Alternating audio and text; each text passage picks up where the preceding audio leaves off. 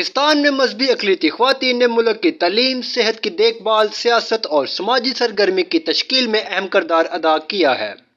ان کی انمول خدمات کے باوجود وہ اپنی دوہری پسماندگی کی وجہ سے نظامی چیلنجوں کا سامنا کر رہے ہیں۔ خواتین اور مذہبی اقلیتوں کے اراکین دونوں، ان کا سفر لچک، عزم اور قومی ترقی کے لیے ایک غیر متزلزل عزم کا ہے۔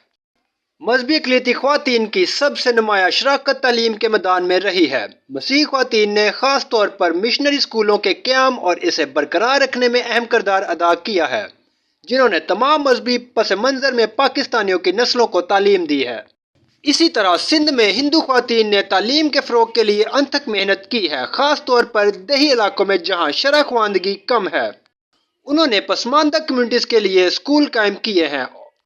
سماجی و ثقافتی رکاوٹوں کا سامنا کرنے کے باوجود لڑکیوں کی تعلیم کی وکالت کرتے ہیں۔ ان کی کوششوں نے نوجوان خواتین کو رکاوٹوں کو توڑنے اور اعلیٰ تعلیم اور پیشہ ورانہ کیریئر کو آگے بڑھانے کے لیے بااختیار بنایا ہے۔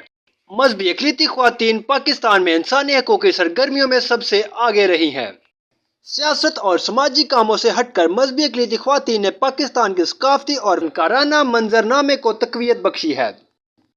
ان کے تعاون کے باوجود مذہبی اقلیتی خواتین کو کافی رکاوٹوں کا سامنا کرنا پڑتا ہے۔ بہت سی اقلیتی خواتین تعلیم، روزگار اور صحت کی دیکھ بھال میں نظامی امتیاز کے ساتھ جدوجہد کرتی ہیں۔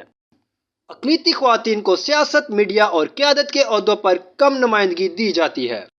1947 میں پاکستان کی آزادی کے بعد سے مذہبی اقلیتی خواتین نے ملک کی ترقی میں ایک ناگزیر کردار ادا کیا ہے۔ تعلیم اور صحت کی دیکھ بھال سے لے کر سیاست اور انسانی حقوق کی سرگرمی تک۔ معلومات کا قابل اعتماد ذریعہ CRC۔ جڑے رہیں CRC کے ساتھ۔